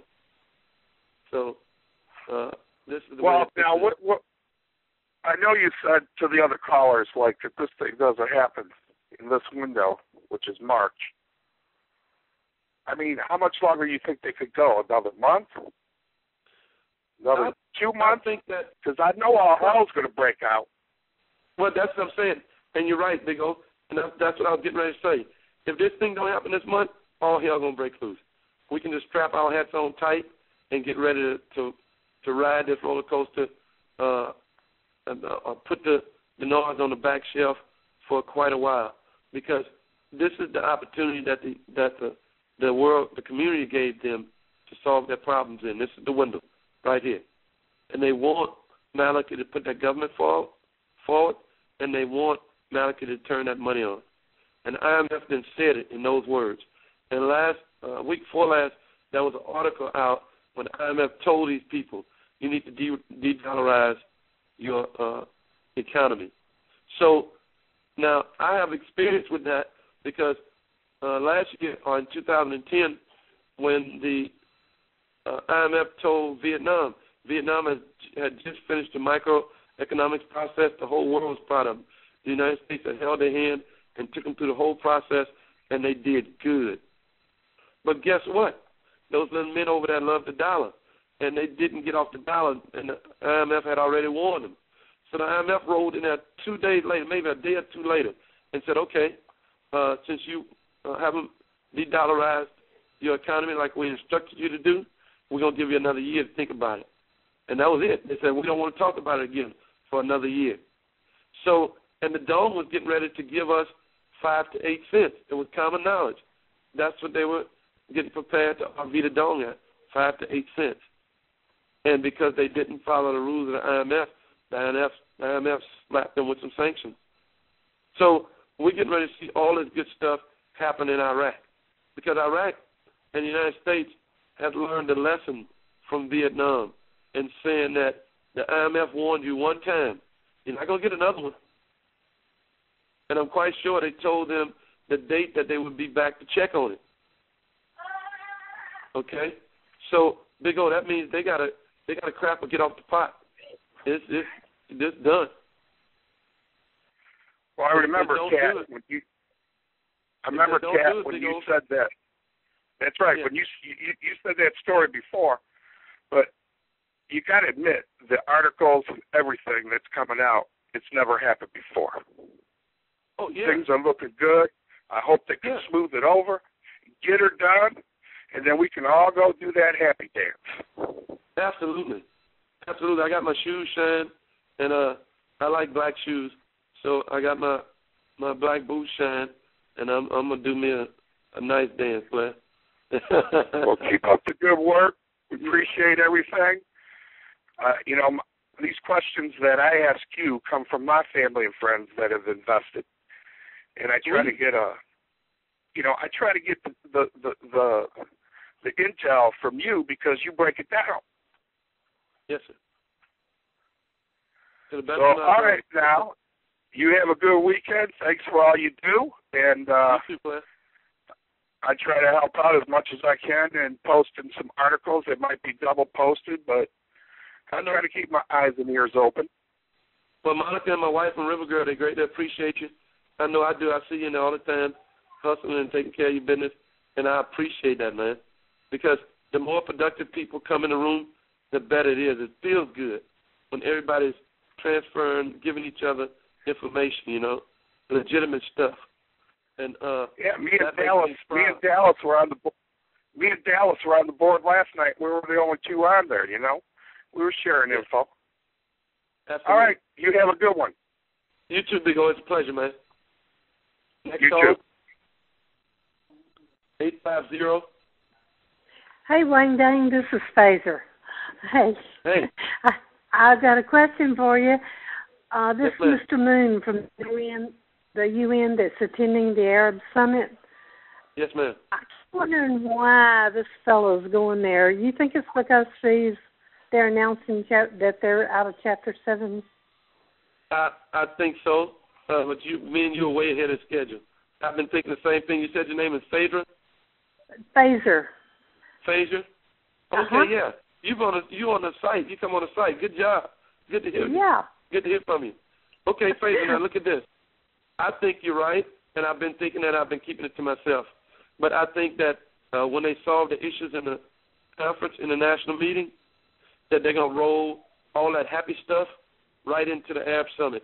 They're going to walk in there with their chest stuck out, like, see what we just did. We RV'd our money. We made our government whole. And the UN is going to say, yeah, and you're also out of Chapter 7, But at that point, it's just going to be a procedure, you know, because all the other stuff is going to be already occurred, you know. So, Fraser, I think you're right, and I think that Kim Ban-Moon, he doesn't go anywhere without having a reason. Yeah, okay? I couldn't think of why he would be there other than that. Absolutely. Absolutely. Good. So, okay. So I think I was thinking the same thing, and I'm glad you said that so I could get it off my chest, because I was thinking the same thing. Okay, one more question for you.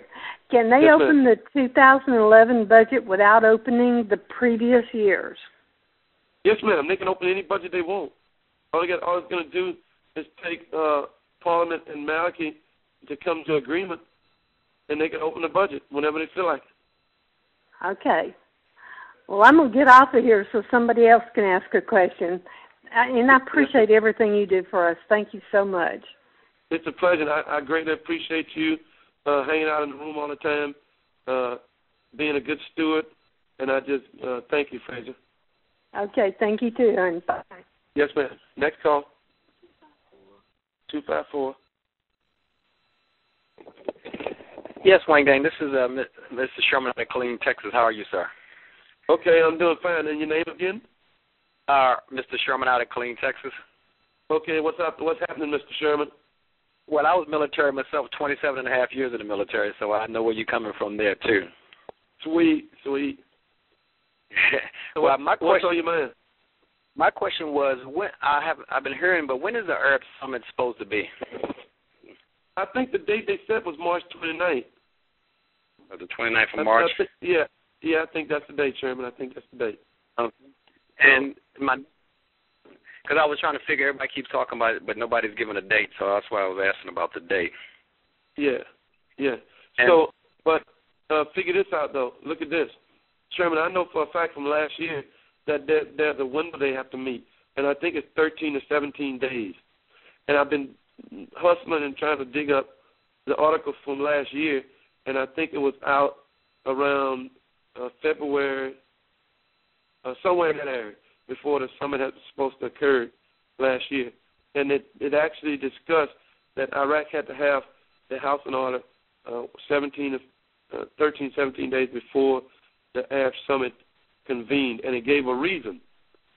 So I can't find it. I know it's there, and I'll probably find it after I don't need it. But I know for a fact that they're supposed to have this thing done within so many days of that summit, or else those leaders are going to start backing out again. And if you go back and listen to a couple calls previous, I actually explained to everybody and used the Prince of Saudi Arabia, the information that I remember from him, and I was absolutely correct because they came out, and that same Prince came out last week and made a statement about the Arab Summit again this time. And he talked about how he would possibly participate. He may stay at the airport 5 hours or whomever, or whatever time he gave, and then leave some people in authority to discuss his things, the way that Saudi Arabia look at it with Iraq. So they're starting to weigh in on how they're going to participate and if they're going to participate. And now this is the good thing. This is the very good thing. When we get close to that window, we may not know the exact date, but you're going to have those Arab leaders start saying, we're not coming, and here's the reason.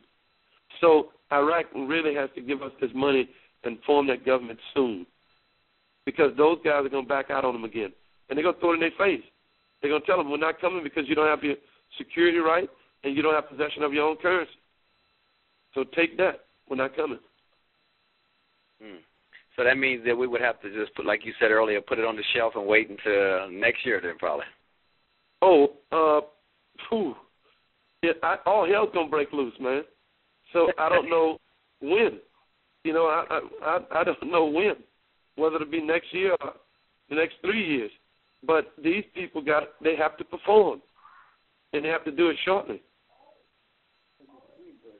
Well, you know, one of the last things that I would ask, I remember everybody keeps talking about the 87 cents coming in, but do you think it's going to stay there or it's going to go up from there? It's going to go up expeditiously, as quick as possible. as soon as they let that 86 cent out the bag, it's going to be like throwing a bag full of cats into the middle of a room. And the IMF, the bat phone's going to ring the IMF and going to call them and say, okay, you done pushed the button. Now let's ramp it up. And they're going to start running that thing up as quick as they can. So when it first come out, just wait and then see how it rolls. Well, what I'm going to do, I'm going to take 20 of my mini bills, and I'm just going to go put 20 up in the bank. You know, that's a personal thing.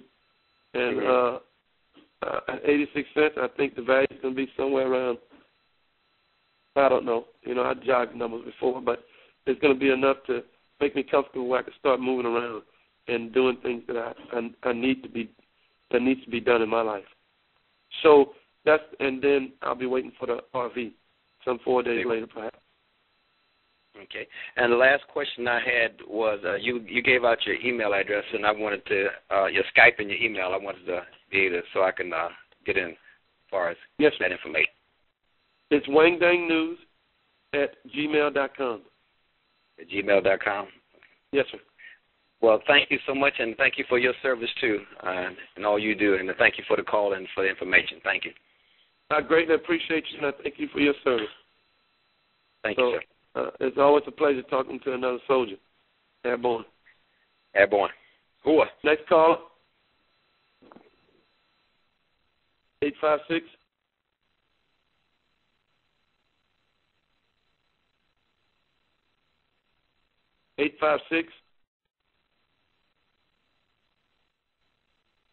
Hello, 856. Next call. 907. Hello, Wayne Dang. How are you? Hey, Mr. Tony, what's happening, brother? Well, we're having beautiful sunshine. Again, we've had about 5 days of beautiful sunshine way up here in Alaska, here in Anchorage. It's been kind of cool, but we've had clear skies and beautiful sunshine. There's still a ton of snow on the ground. But anyway, how you been? I've been great. And yourself? Doing great, keeping busy. I love the articles coming out, and, you know, the articles always tell the tale. It looks like, you know, every article that comes out, we're getting closer and closer. And, of course, a lot of people are surprised it hasn't happened yet. Now, I'm beginning to see the big picture as I begin to learn more and mature more in this journey. It's kind of interesting how things come to light after you've been in it for a while and if you do some reading and some research. Now, currency trading has gone on a long time behind the scenes, and when I look at this Iraqi dinar investment, it seems like it's one of the most complicated ones that have come about. I'm sure there has been a few more, maybe, but out of the hundreds of currencies that are traded and that have been traded throughout history, I've learned a lot about this Iraqi dinar, and I'm sure that if I decide to go into the next investment with different currencies, it won't be as complicated. At least I don't think it will. Well, now, Tony, you're absolutely right, because you're going to have some footing. You're going to be able to understand as you watch the next currency go through the process of where you're at. But with the first one, you were basically writing down the steps as you took them, you see. But now you got a reference, you got a guide. So when you start messing with your next currency, you'll be able to basically put your finger on where you're at in the process. You know, you'll have a place of reference from which to operate. So having said that, you brought me to a good place. After this is over, Tony, I have a select group of people that I'm involved with, and they're going to pay a minuscule fee, and I'm going to give them the next 3 currencies, and I think one of them's going to go really quick. So I'm going to give these guys the currency, and then they'll probably pay me that minister fee afterwards, because I think it's going to RV shortly after the dinar, matter maybe hours or days. So while I'm exchanging my currency and my dinars in, I'm actually going to be purchasing another currency immediately. So, and those 40 or so people already know who they are, and we've worked out most of the arrangements. Yeah, we can speculate on what the next investment is, and some of them look pretty promising. But when I think about it from a beginner's point of view, to me, and maybe you can correct me if you want to me, currency trading is like a sure thing, almost like a sure thing, because you're dealing with money, currency. And if you hit the right one, if you invest in the right one, you're sure to come out ahead. And that's what I plan to do with a little bit post-RV as far as investing is concerned. And you're gonna have the right. You're gonna have the right to do that, right? Doing all this banking stuff that went down last year, they put new rules in place. So, like after we make this $1 million on the dinar plus, you won't have to have a license to buy a currency. Oh, wow. But people coming in behind us, they're gonna have to jump through a bunch of hoops to get involved in currency the way we are. We're gonna be grandfathered in because of the laws that were put in place. What was that, the Dodd-Frank Act? Yeah, the Dodd-Frank Act provides us a lot of things like that. Wow, we just saw a moose down the street. Anyway, boy, yeah, I'm excited. You know what's kind of interesting? This would have went down either way, with or without us.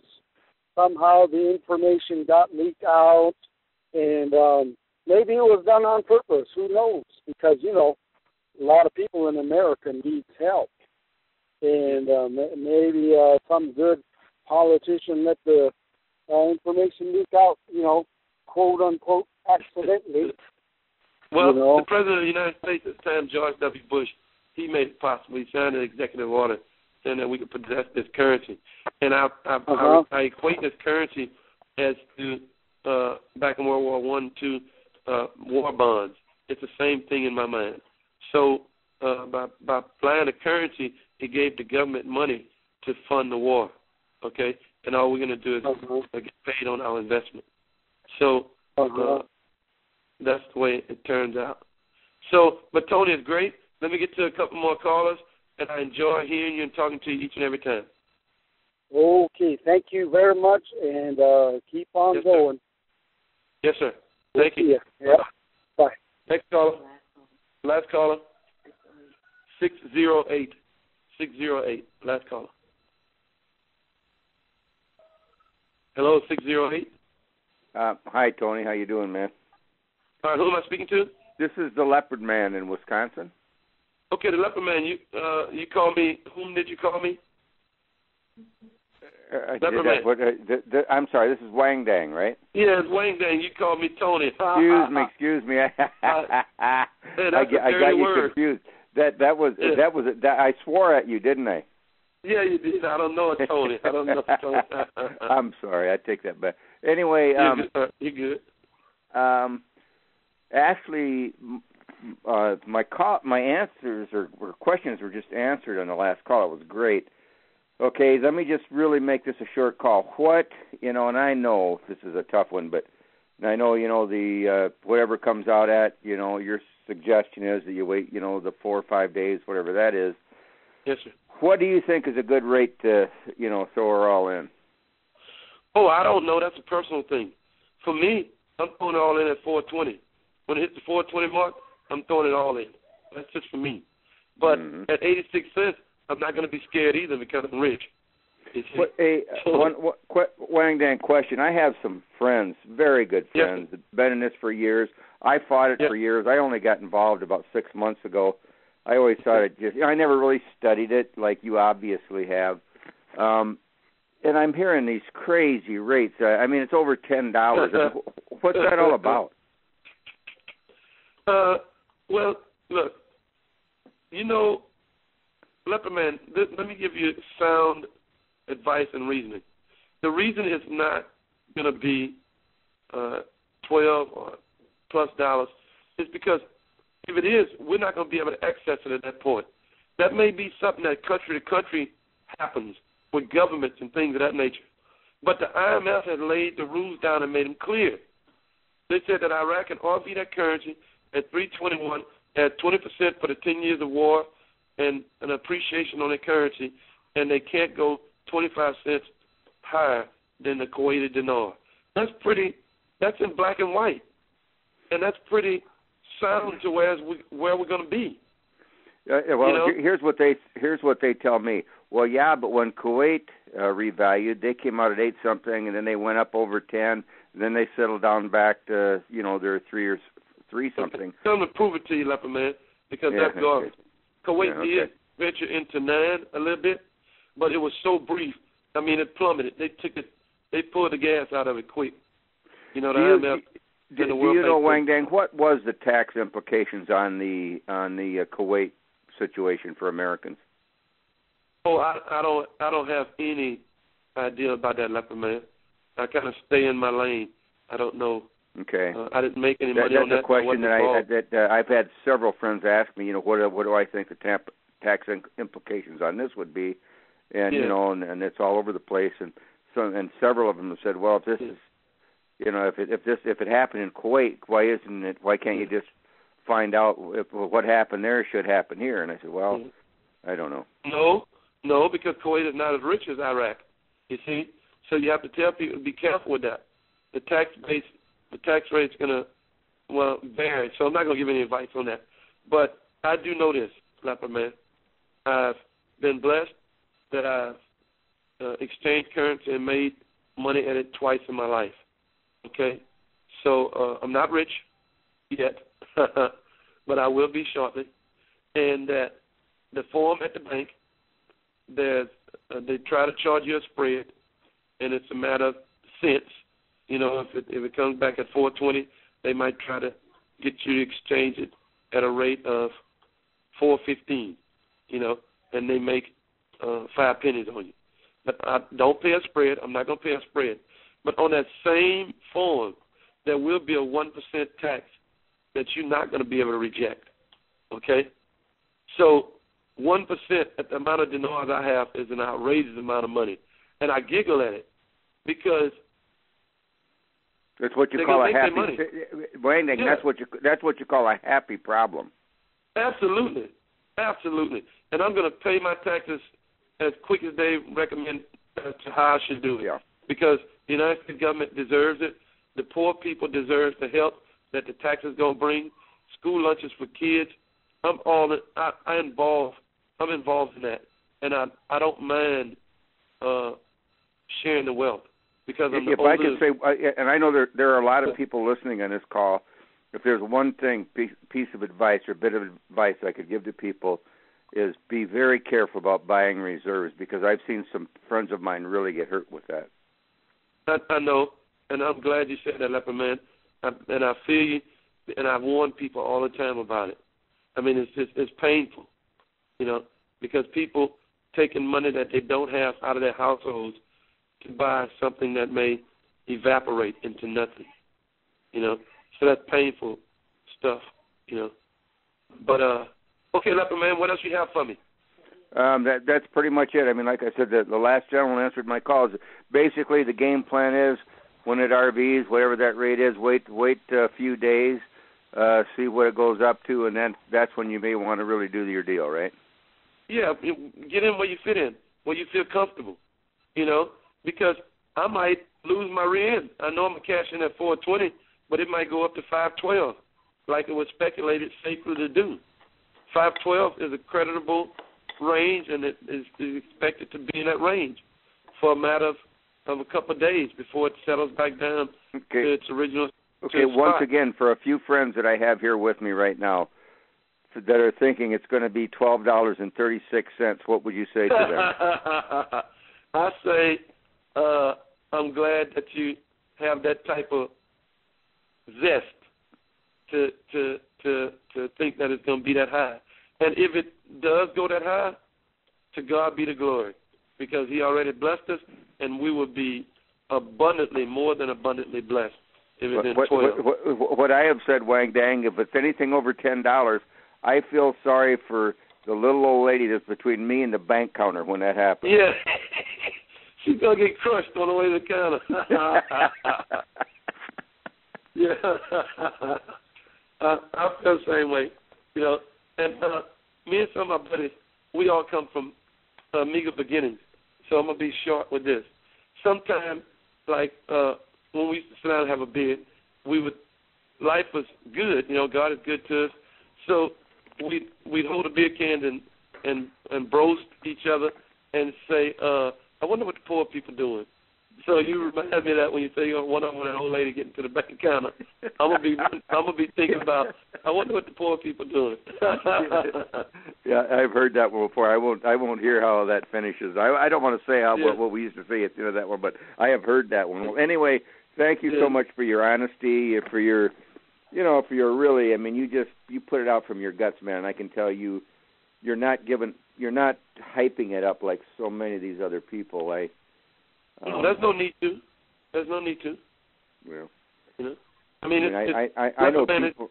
Yeah, I mean, I know people right now. I have friends that are out there, and they're up to their neck in reserves, and I'm just thinking, you know, just buy it. You know, just buy a $25,000 note, buy a $100,000 note. Don't just keep doing these reserves because I mean, it just hurts them, and even now it could happen. We have to admit it. I know we all think it's positive and it's all going to end by the end of March. But if I were going to say anything to anybody, if you're sitting there and you're looking at, do I pay my rent money or my house payment, or do I buy reserves? Don't buy reserves. That's what I would say. Absolutely, pay that mortgage. Pay that mortgage. So I think just like you, and I'm glad you called, Leopard Man. But now my wife's giving me the cut it off signal. Okay. I think that woman thinks she runs me or something, Leopard Man. You know? Well, you know, I've been married for about 100 years, and they're all like that. Believe me. Yeah. Anyway, so, thanks for all you do. God bless you, and I have a feeling that by March 1st we're all gonna have a big smile on our faces. Absolutely, and God bless you. And back to my comments about my wife. Not only does my wife push me around, but Monica pushes me around, River Girl pushes me around, you know. All the women push me around, you know. So it's a pleasure, Leopard Man. Thank you for your call. You bet. Bye. All right.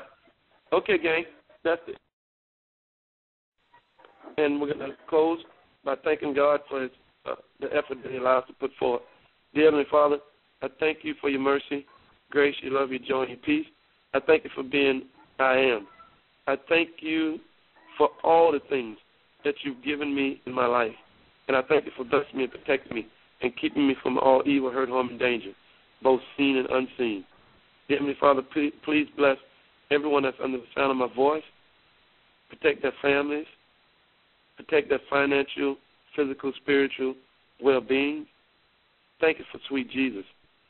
Sweet Jesus, I thank you for going to the cross and giving up the ghost and being resurrected on the third day with all power in heaven and earth. I thank you for going down to hell and taking the sting out of death and releasing the captives. I thank you for being the only begotten Son. I thank you, as Matthew said, to be the only one that's going to dress me when I close my eyes. I thank you, sweet Jesus. I thank you, and I thank you, and I thank you, and I praise you. I just thank you for being my increase. I thank you for being so wonderful. I just thank you. I thank you for your Holy Spirit. I thank you for everything, sweet Jesus, that you allow me to accomplish. And I thank you for my setbacks. I just praise you, and I magnify and I glorify your holy name. Hallelujah and amen. Amen. Okay, Monica, River? Yes. Y'all been sitting there patiently and haven't said one thing. So y'all have anything on your mind? Not me. I'm just tickled, Wang Dang. You always keep all of us sane and grounded in this investment, and we appreciate you. You are truly a blessing to us. I thank God that he allowed me to be. And Monica? Okay, River, seems like Monica's not there. So if you would, let's hang up. And if you don't mind, River, three-way me and Monica. Okay, I'll do it. All right, bye-bye.